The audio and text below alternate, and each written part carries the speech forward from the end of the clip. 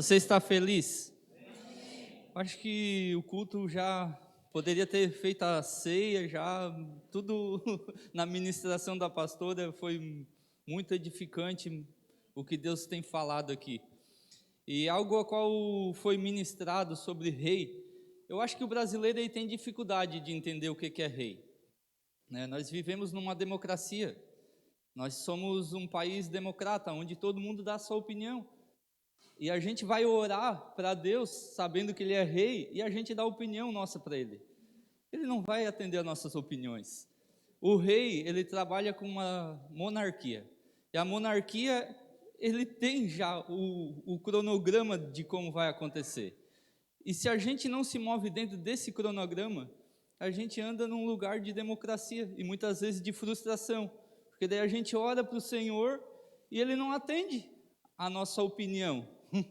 Ele não atende o nosso desejinho de dizer assim: ah, Senhor, olha, eu acho que se tu fizesse isso no meu casamento era bem melhor do que o que a tua palavra diz, né?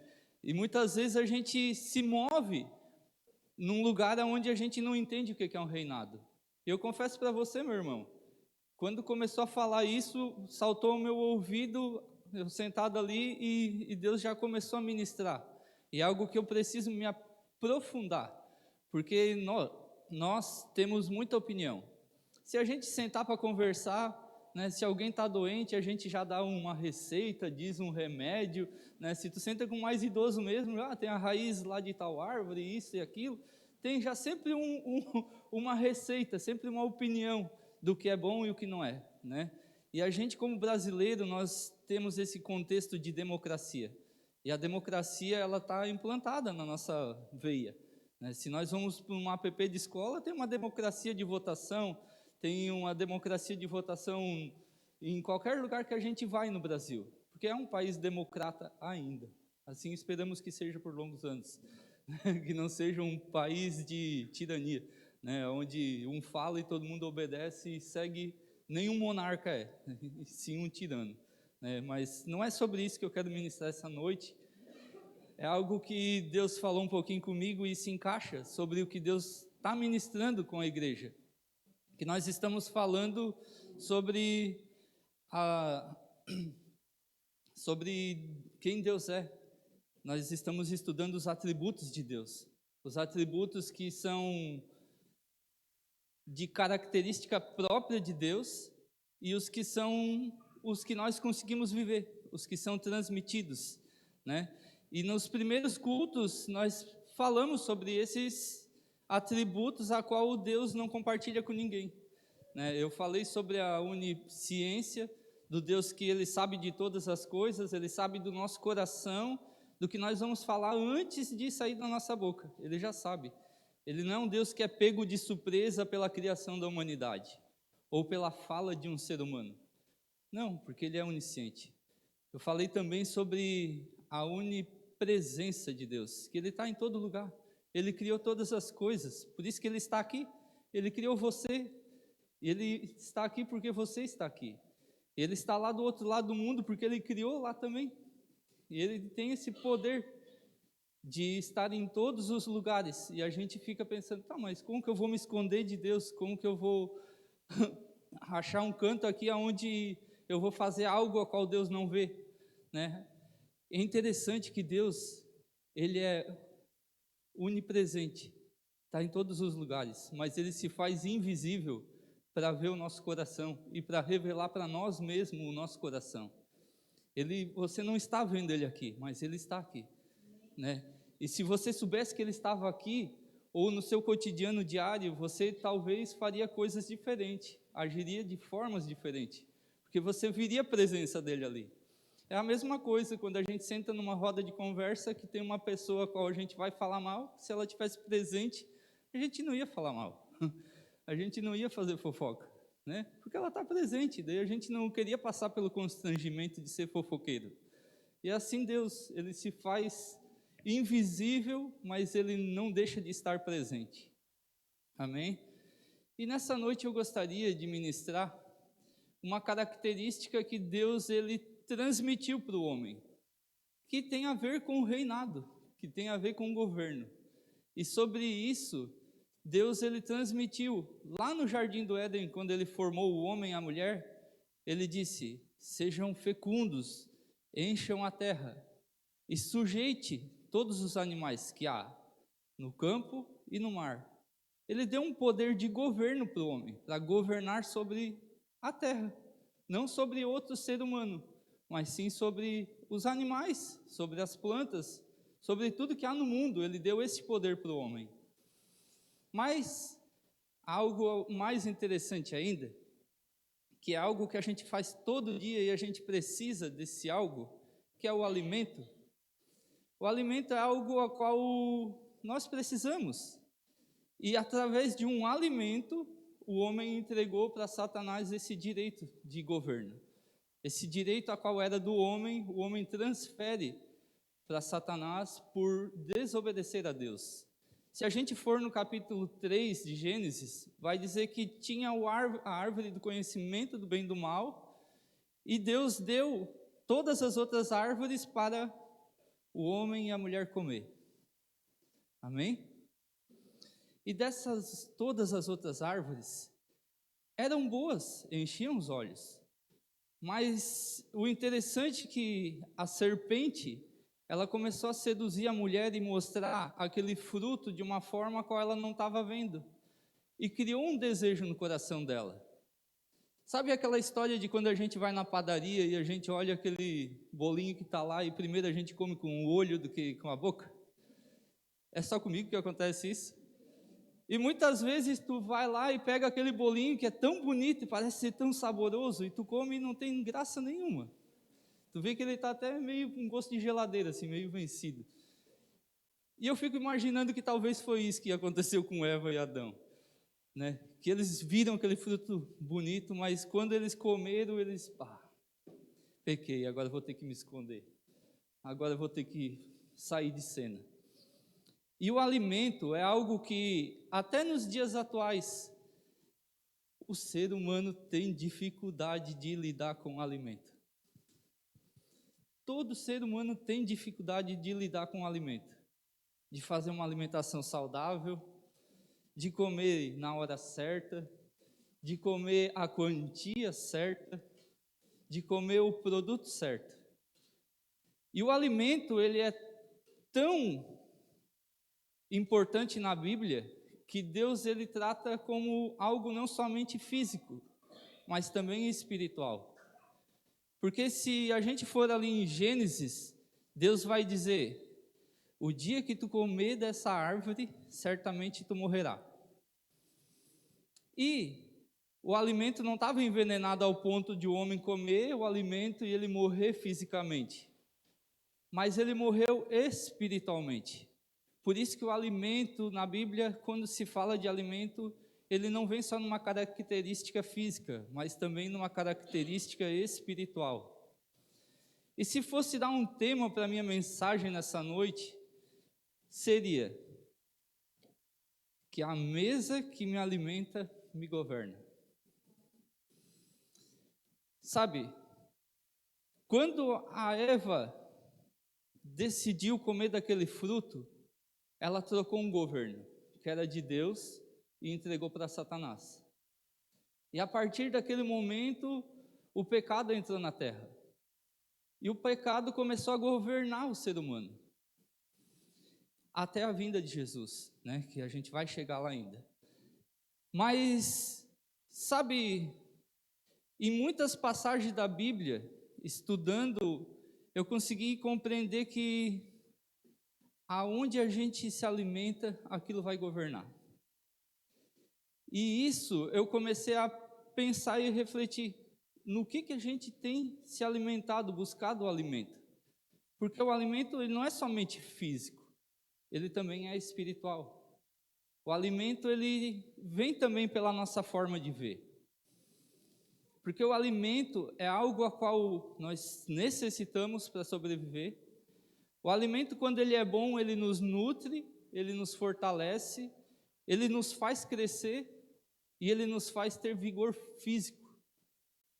Mas quando o alimento ele não é bom, ele também nos causa inchaço, nos causa inflamação, Nós ficamos doentes facilmente quando comemos algo errado.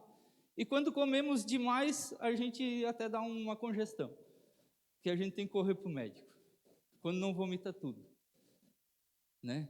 O alimento tem essas características e esses poderes. O alimento é algo que, como eu falei ali de Eva, que ela olhou e viu algo interessante, o alimento é algo que nos dá um desejo. Sabe, quem é marido aí de mulher que já teve bebê vai entender o que eu vou falar. Na gravidez, as mulheres elas têm o desejo por um alimento específico. No meu caso, na época, foi kiwi, do Nando. E quando eu rodei, Forquilinha para achar kiwi, não achei, achei só lá em Criciúma, no Pinheirinho, ainda trouxe gêmeos, aquele kiwi grudadinho assim. Por desespero da minha esposa. Porque a gente tem alguma superstição, que vê as pessoas, igual a minha sogra, ficou mais desesperada ainda. E isso, quando ela comeu do kiwi, satisfez um desejo. Talvez a gente tenha alguns desejos que é engraçado, e às vezes já aconteceu também. Tu já teve aquele desejo de comer alguma coisa que tu nem sabe o que é? De tu dizer assim, tô com uma vontade de comer uma coisa gostosa. Tá, mas o que é? Não sei, mas eu queria comer uma coisa gostosa. E eu fiquei pensando e refletindo, quando a gente tem esse desejo é porque a gente quer comer de Jesus e conhecer da palavra e comer algo espiritual a qual vai satisfazer esse desejo.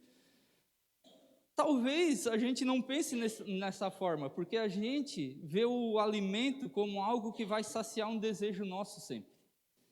E muitas vezes a gente se relaciona de uma forma errada com o alimento.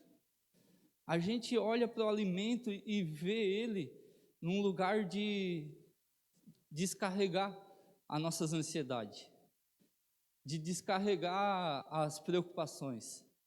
Por isso que a gente se torna gordinho assim, ó.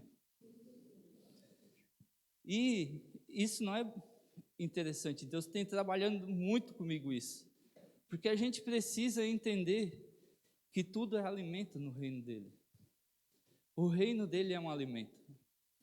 E quando a gente quer viver o reino de Deus, a gente precisa entender também que o reino, ele é separado. Se tu separar as primeiras palavras, vai ser rei. Reino. E isso, quando a gente quer praticar na nossa vida, a gente tem que trazer o reino. Aonde? O reino do casamento. Trazer o rei que nós cantamos no quê? Na nossa saúde física. Trazer nas nossas emoções o rei. O reino, quando a gente fala de trazer o reino de Deus sobre a nossa vida, a gente tem que fazer essa separaçãozinha para entender melhor. Trazer o reino no quê? A gente precisa do rei em todas as áreas da nossa vida. Nós precisamos do rei. Nós precisamos ser governados por alguém. Mas o problema é que, como eu estava falando, o alimento a qual nos serve, ele nos governa. E nós vamos ver, e eu gostaria de ir com você, lá em Daniel. Daniel, no capítulo 1, verso 1, 20.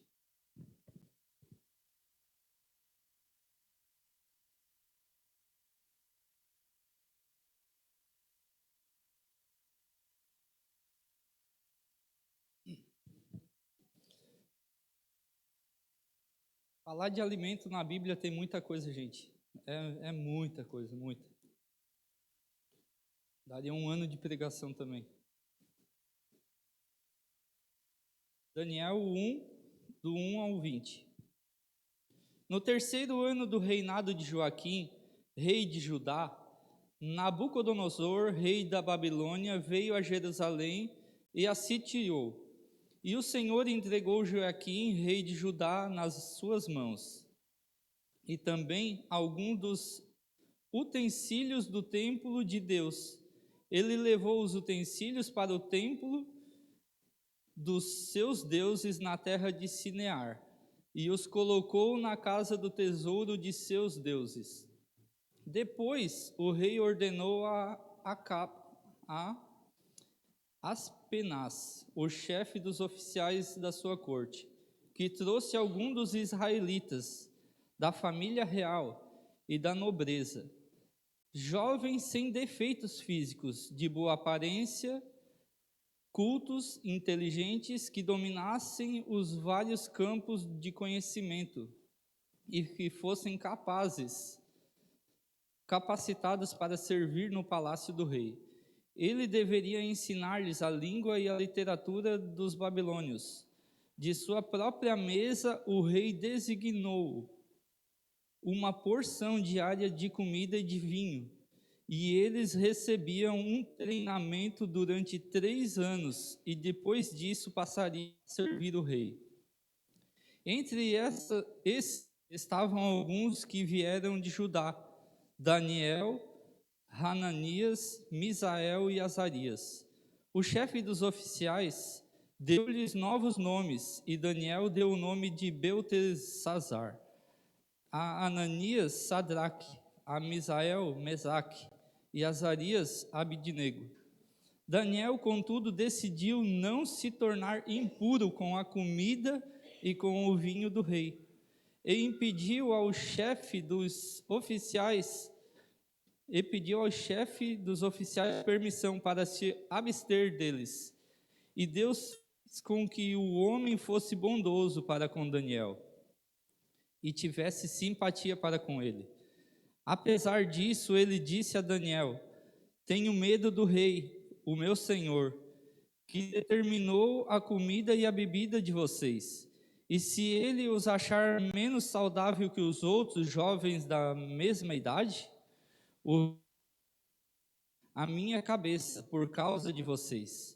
Daniel disse então ao homem que o chefe dos oficiais tinha encarregado de cuidar deles, e de Ananias, Misael e Azarias: peço que faça uma experiência com os seus servos durante 10 dias.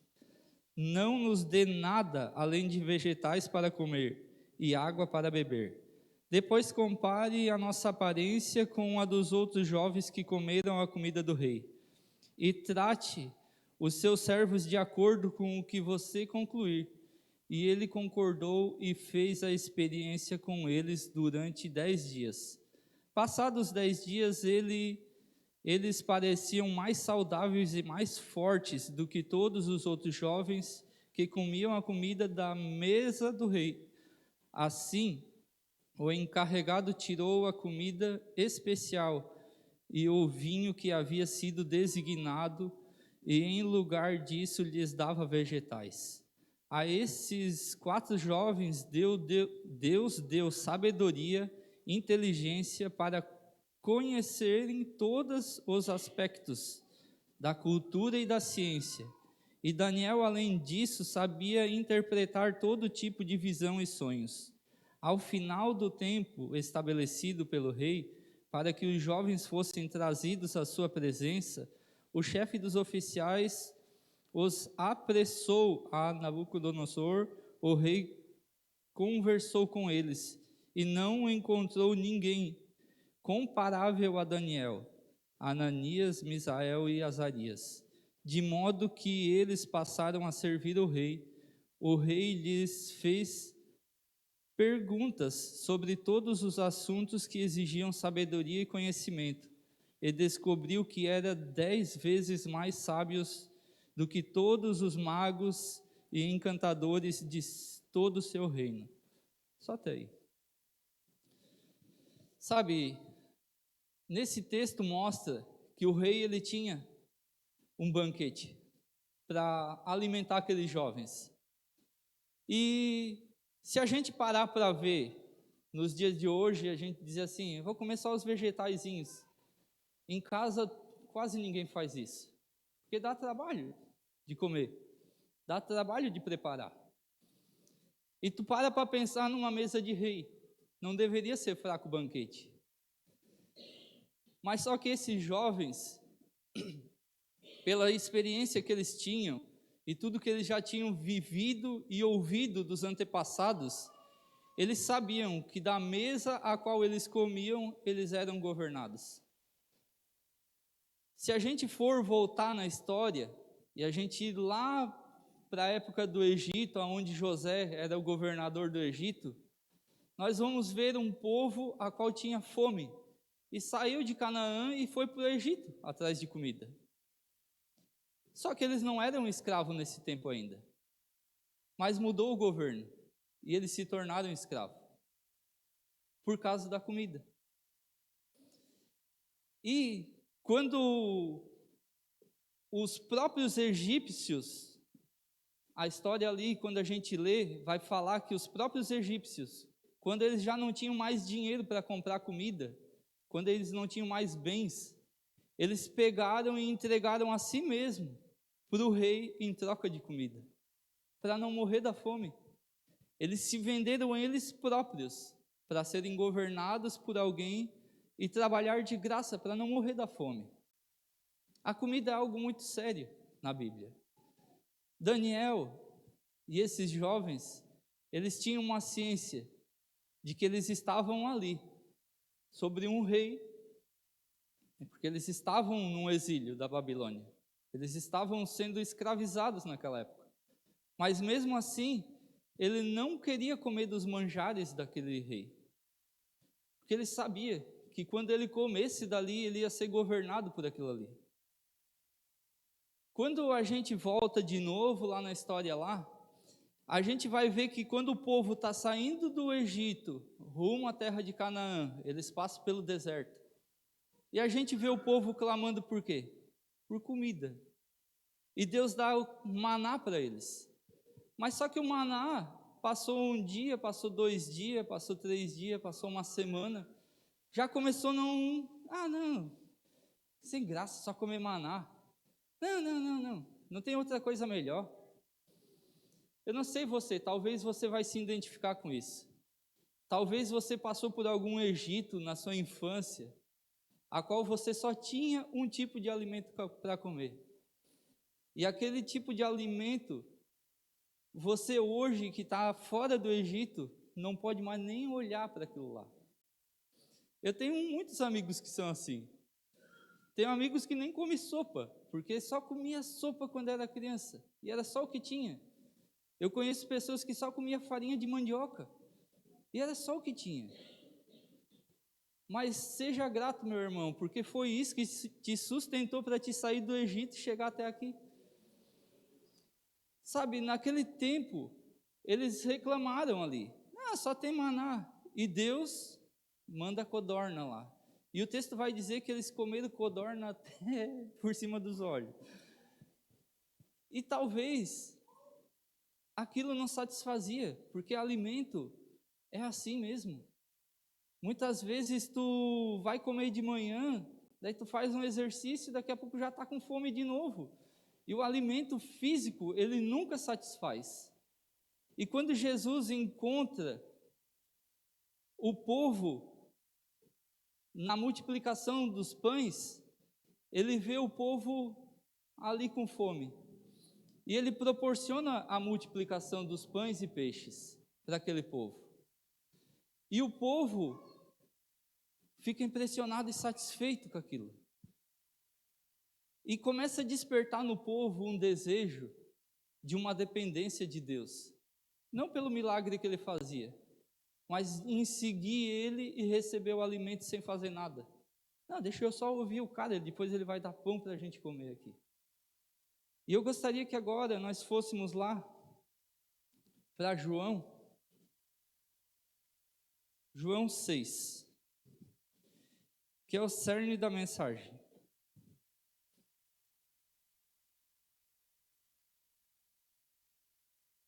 João 6. Oh, meu Deus.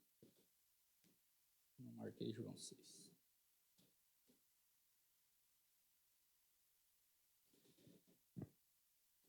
João 6, 25.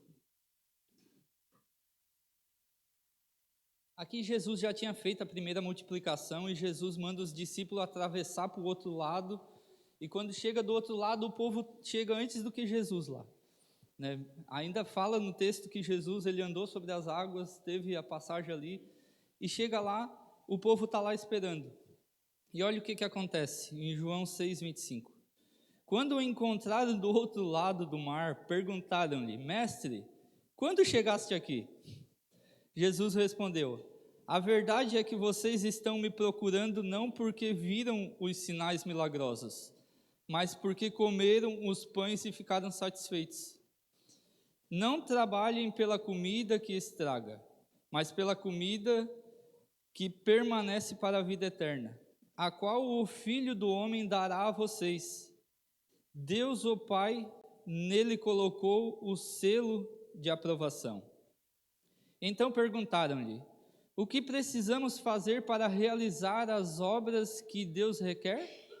Jesus respondeu: A obra de Deus é esta: crer naquele que ele enviou.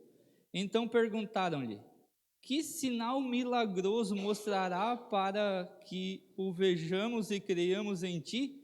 Que farás?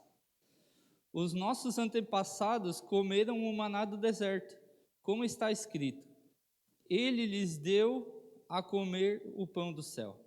Só até aí. Eu fiquei lendo esse texto aqui e vendo uma audácia deles. Sabe quando tu é confrontado pela verdade? E eu tenho provado um pouco disso nos últimos dias, que quando tu apresenta a verdade, tu não é visto com bons olhos. Jesus, nesse texto, ele passou por isso. Jesus, ele tinha feito a multiplicação dos pães e peixe, os caras tinham comido, daí chegaram lá antes que ele, perguntaram: por onde tu vieste? Porque eles estavam procurando Jesus, porque queriam comer de novo. E Jesus disse: vocês estão interessados não pelos milagres a qual eu faço, mas sim pelo pão que comeram e ficaram satisfeitos. E quando eles são confrontados nessa forma, daí eles entram para um lado: tá, mas qual sinal maravilhoso tu vai fazer para que nós vamos acreditar em ti, Jesus? Porque lá no passado, choveu o maná do céu. E daí Jesus vai dizer aqui, na sequência, né? Eles dizem que choveu maná do céu porque Moisés fez esse milagre. Mas daí Jesus vai dizer na sequência assim: declarou-lhes Jesus: digo a verdade, não foi Moisés quem deu a vocês o pão do céu, mas é meu Pai quem dá a vocês o verdadeiro pão do céu. Pois o pão de Deus é aquele que desceu do céu, é da vida e dá vida ao mundo. Disseram eles: Senhor, dá-nos sempre desse pão. Então Jesus declarou: Eu sou o pão da vida. Aquele que vem a mim nunca terá fome. Aquele que crê em mim nunca terá sede. Mas como eu disse, vocês me viram, mas ainda não creram. Tudo aquilo que o Pai me der virá a mim, e a quem vier a mim eu jamais rejeitarei. Pois desci do céu, não para fazer a minha vontade, mas para fazer a vontade daquele que me enviou. E esta é a vontade daquele que me enviou, que eu não perca nenhum dos que ele me deu, mas os ressuscite no último dia. Porque a vontade de meu Pai é que todo aquele que olha para o Filho e nele crê, tenha vida eterna. E eu o ressuscitarei no último dia. Com isso, os judeus começaram a criticar Jesus, porque dissera: Eu sou o pão que desceu do céu. E diziam: Este não é Jesus, o filho de José? Não conhecemos seu pai e sua mãe? Como ele pode dizer que desceu do céu? Algo interessante de novo aqui. Muitas vezes, você vai ver algumas coisas acontecer, alguns milagres acontecer no cotidiano, e talvez a gente vai entrar nessa posição dos caras aqui, que quando Jesus trazia a verdade e um confronto para eles apelavam para o outro lado. Os caras já tinham visto o milagre de Jesus, Eles já tinham visto Jesus curando aleijados, cegos, todos. Ainda eles pediam milagre. Daí quando Jesus disse que ele só estava interessado no pão, eles disseram assim, tá, mas tu não é o filho de José? Aquele carpinteiro ali que fazia servicinho ali, que arrumava minhas cadeiras lá? Tu não é filho de Maria? Aquela senhora aqui, humilde, que morava aqui? Os teus irmãos a gente não conhece? Tentando desmerecer Jesus. Sabe, isso eu parei para refletir muito, porque muitas vezes a comida, ela nos leva para esse ponto de a gente, quando tem, não é grato. E quando está faltando, a gente começa a reclamar daquele que não está dando. E essa conexão eu faço pelo governo a qual a gente vive hoje na Terra. Muitas vezes a gente acha que é o governo que está lá em Brasília que vai dar o pão de cada dia na nossa mesa. E a gente fica reclamando, dizendo, mas os impostos estão altos, mas isso e aquilo. Até ontem eu e o Márcio estava conversando sobre os encargos que é ter uma empresa. E a gente fica pensando, será que vale a pena? Mas daí quando a palavra vem em confronto, a gente tem que retroceder nos pensamentos. Porque quem é o pão do céu é Jesus. Quem é que nos alimenta é Ele. É Ele quem nos dá o sustento. É Ele quem nos faz prosperar. Em meios à crise. No meio do deserto, era Deus que fazia o pão descer e alimentava a população. Mas o problema é que a gente acha que tem Moisés que está fazendo o pão descer do céu. E a gente coloca nos homens a qual a gente vê e contabiliza sobre eles os milagres. Muitas vezes a gente contabiliza no governo, dizendo, não, aquele governo bom, tinha um pãozinho, estava lá, o pãozinho francês no mercado estava 6, agora está 14, 15. Gente, nós temos que ser gerenciado pelo um governo, a qual é o governo de Deus. É neste lugar que nós temos que nos alimentar, buscar o nosso alimento. Não um alimento físico, porque o alimento físico, Jesus vai dizer que esse a gente vai comer e vai sentir fome.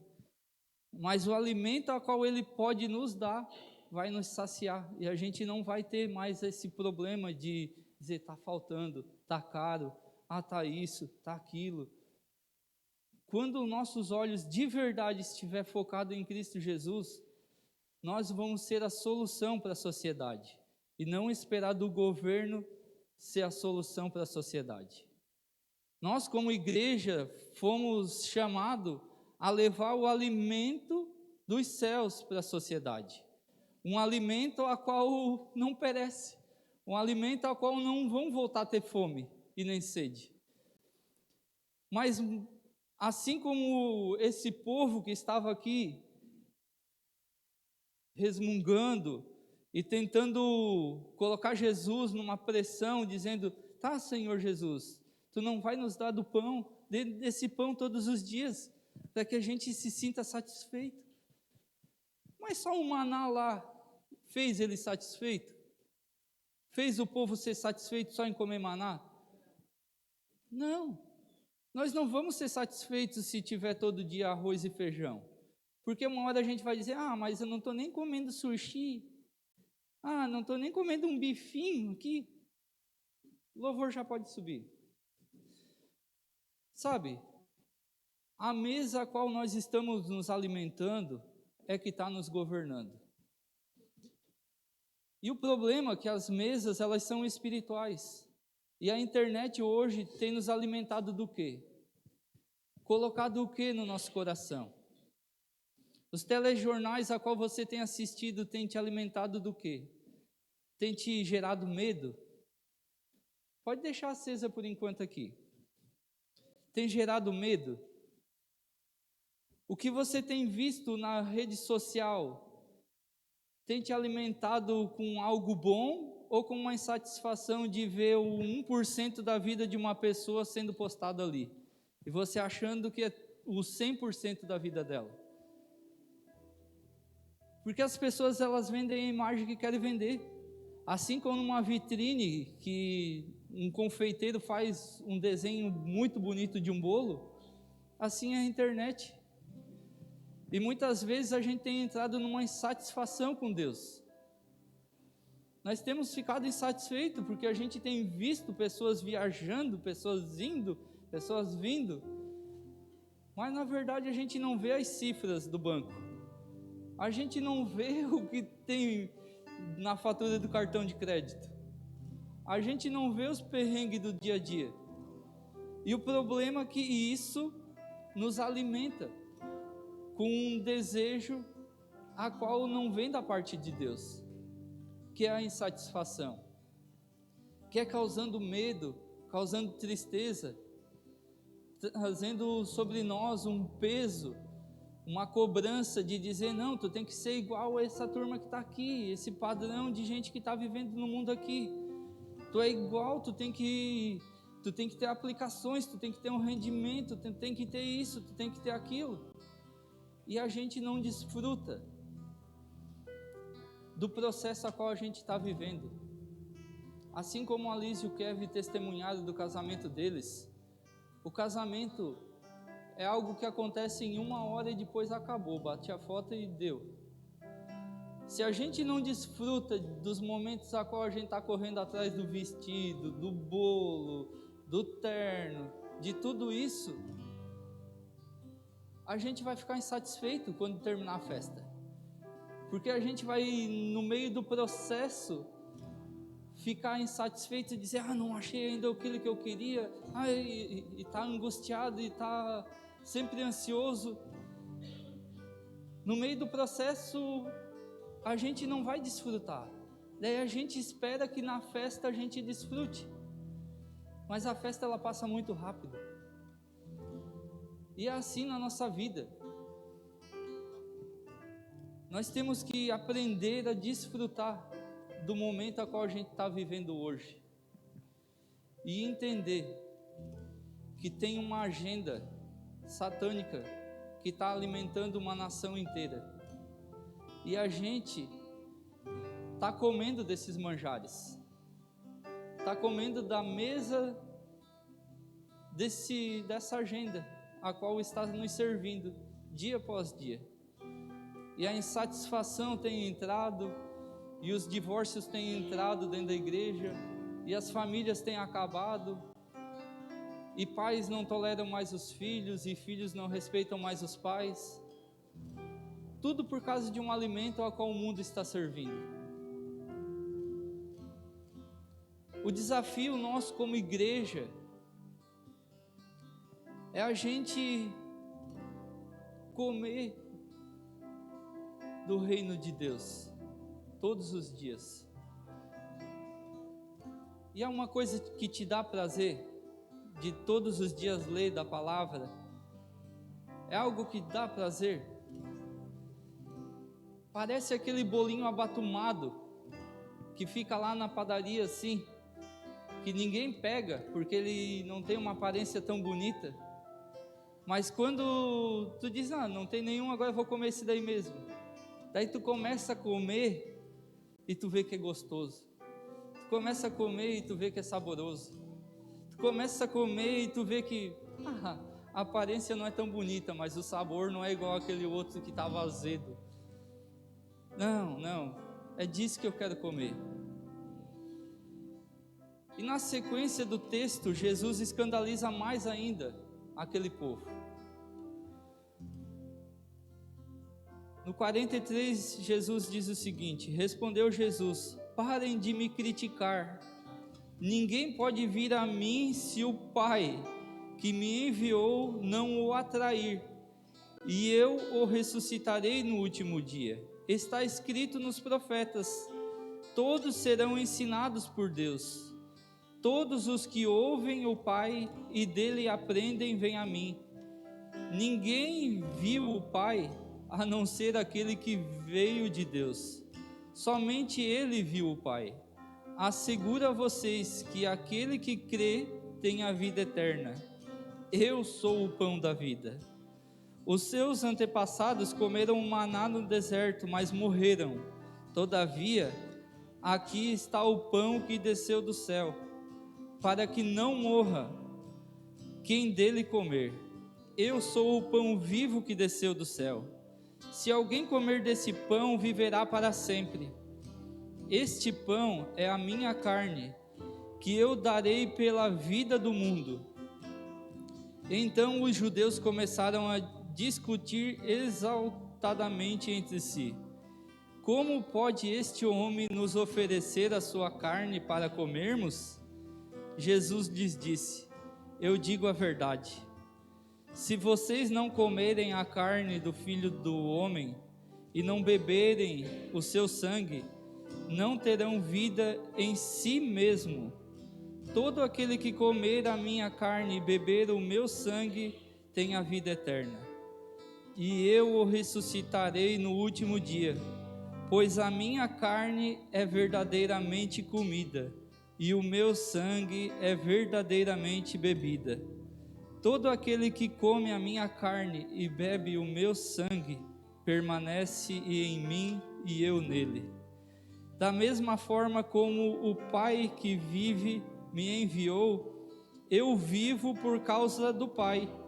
Assim aquele que se alimenta de mim, viverá por minha causa. Este é o pão que desceu do céu. Os antepassados de vocês comeram maná e morreram, mas aqueles que se alimentarem deste pão viverá para sempre. Ele disse isso enquanto ensinava. Meus irmãos, dia após dia a gente pode comer desses alimentos e a gente vai voltar a ter fome. Eles vão nos saciar por algum instante, mas no dia seguinte, horas depois, a gente já vai voltar a ter fome.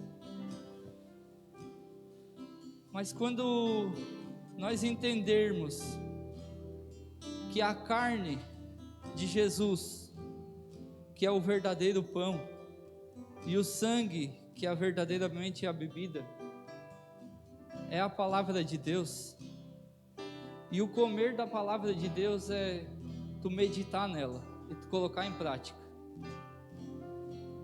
Quando nós entendermos que a palavra de Deus é essa comida, é essa bebida, nós vamos verdadeiramente viver para Cristo. E assim como Ele vive para o Pai, nós vamos viver para Ele. E assim nós vamos estar nele. E assim nós vamos conseguir entender sem se escandalizar. Porque eles se escandalizavam, eles achavam que Jesus ia se matar e ia entregar para eles igual canibal para comer da carne deles, para eles não ter mais fome. Não. É sobre entendermos que o alimento é espiritual, que tem uma mesa espiritual para nós nos alimentarmos todos os dias. E em qual mesa nós temos nos alimentado? Quem tem governado a sua vida?